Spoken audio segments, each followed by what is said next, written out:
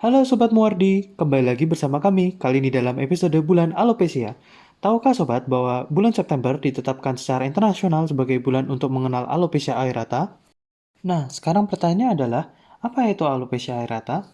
Alopecia, atau yang kita kenal sebagai kebotakan, adalah hilangnya rambut secara abnormal pada daerah yang biasanya berambut, sebagian maupun seluruhnya, yang dapat bersifat sementara ataupun permanen.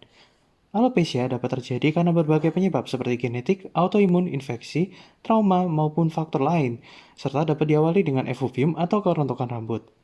Alopecia sendiri secara umum dapat terjadi pada semua orang dan pada segala usia. Lalu, bagaimana kebotakan itu bisa terjadi? Untuk menjawab pertanyaan itu, mari kita melihat siklus pertumbuhan rambut. Perlu diketahui bahwa rambut di kepala kita tidak tumbuh terus-menerus tanpa henti. Rambut memiliki siklus yang terdiri dari 3 fase seperti tanaman yang tumbuh, beristirahat, lalu diganti dengan yang baru. Siklus pertumbuhan rambut terdiri dari 3 fase, yaitu fase anagen, katagen, dan telogen. Fase anagen atau fase pertumbuhan adalah fase di mana rambut mulai tumbuh secara aktif dari akarnya, di mana sel-sel folikel rambut membelah dengan sangat cepat untuk membentuk helai rambut yang baru.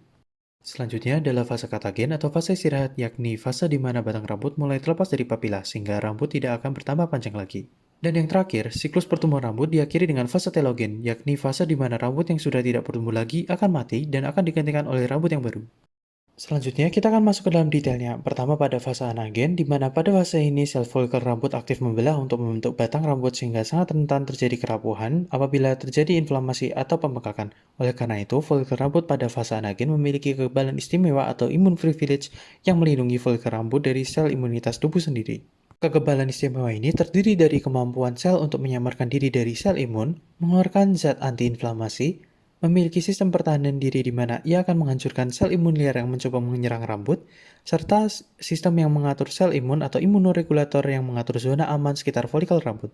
Selanjutnya adalah fase katagen, yakni fase di mana batang rambut telah terlepas dari papila sehingga rambut tidak akan bertambah lebih panjang lagi. Pada fase ini, folikel rambut juga akan kehilangan sistem perlindungan khususnya. Dan yang terakhir adalah fase telogen, yakni fase di mana rambut yang terlepas dari akarnya akan mati dan akan digantikan oleh rambut yang baru, yakni dilanjutkan kembali dengan fase anagen. Hal ini dapat diartikan bahwa kerontokan rambut adalah hal yang normal.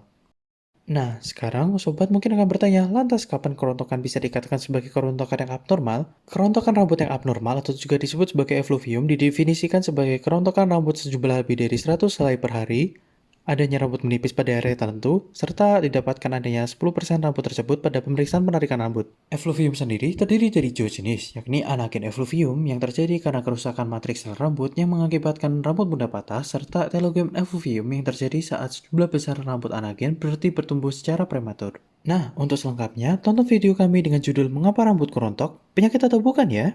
Sekarang kita bahas lebih dalam soal alopecia areata. Ini adalah penyakit peradangan autoimun kronis yang menyerang folikel rambut pada fase anagen. Pemicunya bisa karena infeksi, stres emosional, atau trauma lokal. Kasus ini terjadi pada sekitar 0,1 sampai 0,2% populasi, termasuk di Indonesia. Risikonya sama pada pria maupun wanita, dan biasanya muncul di usia di bawah 40 tahun. Faktor risiko utamanya adalah riwayat keluarga dengan penyakit autoimun. Pada alopecia areata, bentuk kebotakan bisa bermacam-macam. Yang pertama ada AA patchy, yaitu kebotakan berbentuk bulat atau soliter di kulit kepala. Kedua ada AA retikular, kebotakan dengan pola seperti jaring. Dan yang ketiga AA barbe, yaitu kebotakan di area janggut. Kemudian ada AA totalisata, yaitu kebotakan di seluruh rambut kepala. Dan yang paling luas adalah AA universalis, kebotakan yang mengenai seluruh rambut tubuh termaksud alis dan bulu mata. Kemungkinan pulihnya rambut sangat bergantung pada pola dan derajat kebotakan. Pada tingkat ringan, regenerasi rambut biasanya baik dan relatif cepat. Pada tingkat sedang, pertumbuhan rambut bisa lebih lama. Sedangkan pada tingkat berat, biasanya kronis dan areanya luas. Pertumbuhan rambut sering membutuhkan waktu lebih lama dan bisa meninggalkan bekas. Penderita alopecia areata juga sering menghadapi masalah sehari-hari. Secara sosial, ada stigma negatif dari lingkungan sekitar. Secara psikologis, penderita bisa merasa stres, depresi, bahkan cemas. Dan juga masalah lain seperti ketidaknyamanan sehari-hari, misalnya pada kulit kepala atau mata. Untuk pengobatan, ada beberapa cara yang bisa membantu. Pertama, kamuflase dengan rambut palsu atau wig atau menggunakan topi. Kedua, konsultasi psikologis untuk mengatasi stres dan depresi. Dan yang ketiga, bergabung dengan komunitas penderita alopecia supaya mendapat dukungan moral dan saling berbagi pengalaman. Pengobatan alopecia areata bisa dilakukan dengan menggunakan beberapa cara. Secara topikal bisa menggunakan kortikosteroid atau minoxidil, secara sistemik dengan obat imunosupresan dan imunomodulator. Selain itu juga ada tindakan seperti injeksi kortikosteroid intralesi serta terapi skin needling dengan platelet-rich plasma dan stem cell. Bagi yang sedang berjuang dengan alopecia, ingat ya, rambut bukan segalanya. Kesehatan, rasa percaya diri, dan dukungan dari orang terdekat jauh lebih penting.